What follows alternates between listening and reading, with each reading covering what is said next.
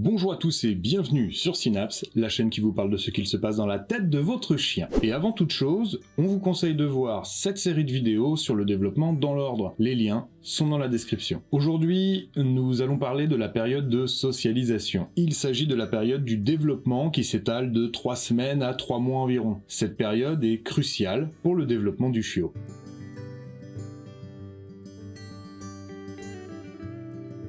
De nombreux apprentissages critiques doivent idéalement se dérouler dans cet intervalle car l'élagage synaptique, qui aura lieu vers 3 mois, va laisser une trace définitive dans le cerveau du chien. Pendant cette période, l'environnement du chiot va en effet avoir un impact majeur sur la structure même de son cerveau. Mais quand on parle d'environnement, c'est une définition large. Il s'agit de l'environnement matériel, les objets, les bruits, les stimuli et situations diverses que le chiot va rencontrer, mais aussi de l'environnement relationnel, les interactions avec la mère, les autres chiots, ainsi que toutes les autres espèces, en particulier les humains qui tiendront une place centrale dans la vie du chien de compagnie, puisque ça sera le plus souvent dans cette période que le chien sera adopté. Au début de la période de socialisation, les processus d'empreinte et d'attachement se mettent en place. L'empreinte est la capacité de reconnaître sa propre espèce. C'est typiquement un apprentissage critique qui ne peut avoir lieu qu'une fois. Ainsi, si le chiot ne voit aucun autre chien pendant cette période de 3 semaines à 3 mois, il ne sera pas en mesure de se reconnaître comme un chien, ce qui aura un impact indélébile sur sa communication. Et, même si c'est beaucoup moins important de nos jours, sur sa capacité à se reproduire. L'attachement maternel a une importance essentielle pendant la période de socialisation. Grâce à ce processus, la mère devient à la fois une base de sécurité et un modèle et professeur.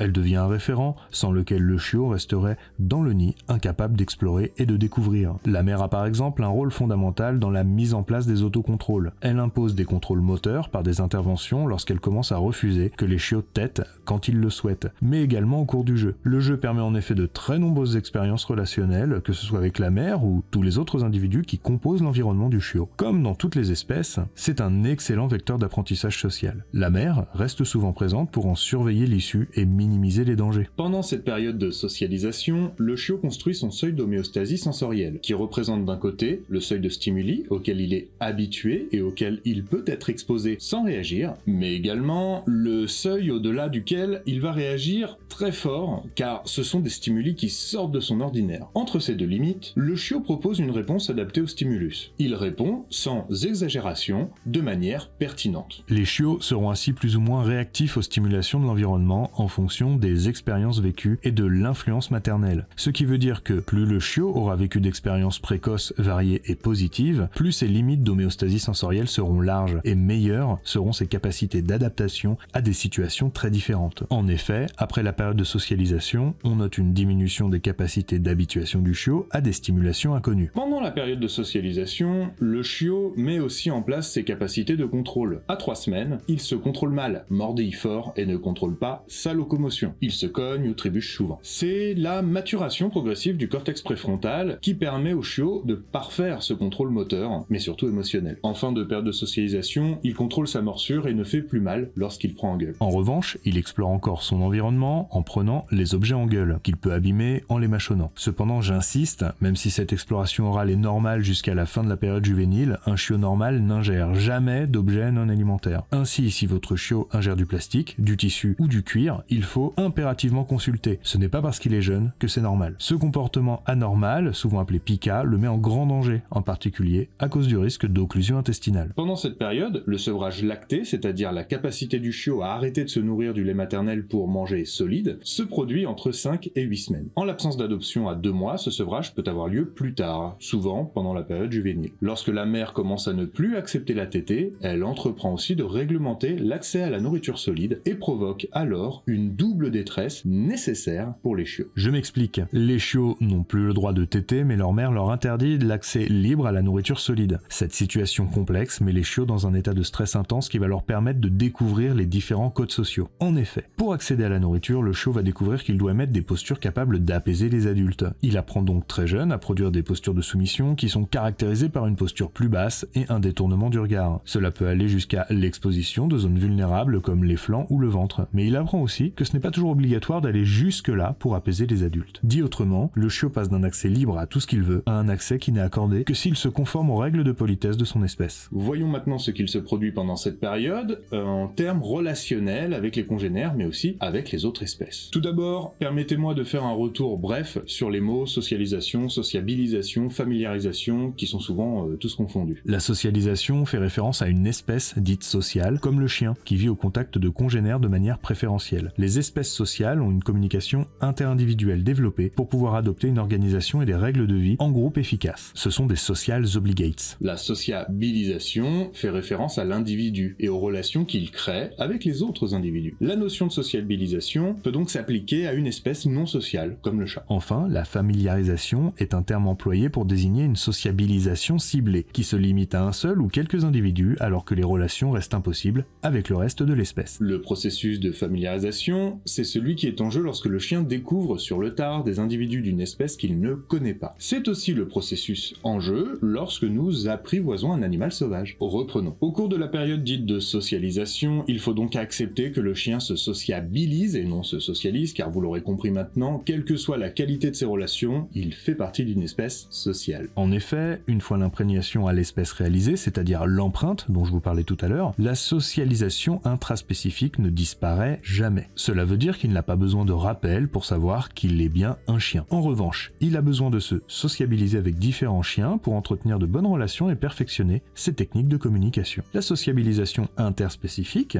c'est-à-dire qui concerne une autre espèce que la sienne, que cela soit l'humain ou d'autres espèces, est moins stable dans le temps et nécessite des renforcements réguliers tout au long de la vie. En outre, les expériences défavorables, lors d'interactions interspécifiques, exercent une grande influence sur le niveau de sociabilité. Par exemple, si l'on souhaite prévenir les comportements de prédation, il faut sociabiliser très tôt le chiot aux espèces que l'on ne veut pas qu'il considère comme des proies. Par exemple, les poules, les chats, ou plus rare, les sangliers. Lorsque la sociabilisation n'est pas complète, c'est-à-dire limitée à quelques individus et pas généralisée à l'espèce, on parle de familiarisation, et celle-ci reste toujours possible. Le chien peut alors tolérer la présence d'individus particuliers dans une espèce, mais pourra faire de la prédation sur le reste de l'espèce. C'est le cas pour beaucoup de chiens qui préservent le chat de la maison, mais continuent à courir après les chats du quartier. Et là, je sais que ça fait déjà beaucoup d'infos, alors on va prendre une petite pause de 5 secondes. Voilà, vous pouvez en profiter pour vous abonner, liker, on vous le demande jamais, mais c'est important pour nous. Bon, en vrai, je sais que cette vidéo est très dense, on a quand même déjà vu pas mal de choses. Mais c'est pas fini, alors on y retourne.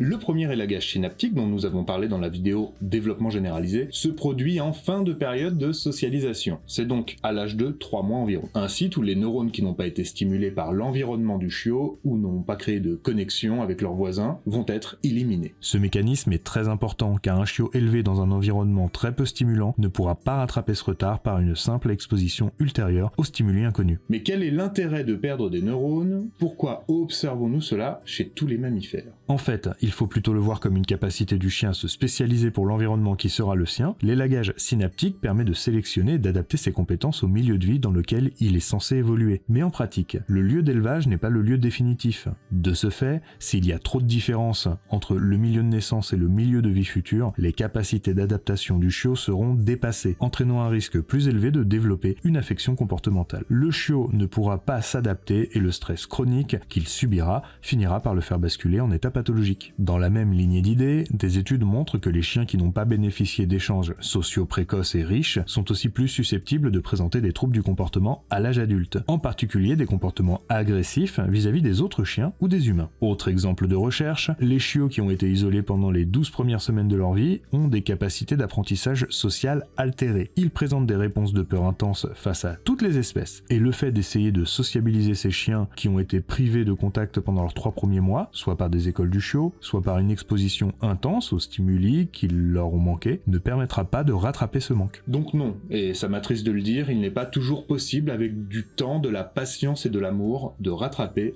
un mauvais départ dans la vie. Notons que l'âge d'adoption en France se fait en général vers 8 semaines, et c'est un choix judicieux du législateur car l'adoption se produit alors en pleine période de socialisation. Donc juste avant l'élagage synaptique, qui rendrait le chiot moins apte à accepter le changement. Des études ont montré que la quantité de soins maternels durant les 2 premiers mois est positivement associée à de meilleures capacités d'adaptation des chiots, en particulier à de meilleures relations avec les humains à l'âge de 2 mois. Une adoption avant 8 semaines est donc à déconseiller. En revanche, une étude finlandaise réalisée sur 3689 chiens élevés en famille a montré que lorsque l'âge d'adoption est supérieur à 9 semaines, le chiot aura, à l'âge adulte, plus de risques de présenter des comportements de peur ou d'agression vis-à-vis des humains inconnus. Ces résultats sont interpellants. On peut imaginer qu'une adoption plus tardive diminue encore la capacité de généralisation. En d'autres termes, le chiot ne craint plus les humains auxquels il a été exposé pendant ses premières semaines de développement, mais il sera après 9 semaines moins capable de généraliser. En conséquence, la catégorie humain ne sera pas parfaitement établie et le processus de familiarisation devra être reconduit pour chaque nouvelle personne. Des réactions de peur pourront se déclencher pour tous les humains inconnus, car le chiot aura en général un a priori défavorable. Bien entendu, ces résultats sont statistiques et sont à moduler avec les capacités individuelles d'adaptation. Ainsi, vous connaissez sans doute des chiens adoptés tardivement qui vont très bien, que nous qualifions nous de résilients, et des chiens adoptés à 8 semaines qui ont pourtant de sérieux troubles du comportement que l'on qualifie de vulnérables. Les études expliquent simplement que statistiquement, l'âge d'adoption entre 8 et 9 semaines augmente les chances d'avoir une sociabilisation de bonne qualité. Pour conclure ce chapitre très dense à propos de la période de socialisation, soulignons que cette période critique, qui se déroule en partie avant l'adoption, établit un dialogue entre l'environnement et le prédéterminisme génétique d'un individu.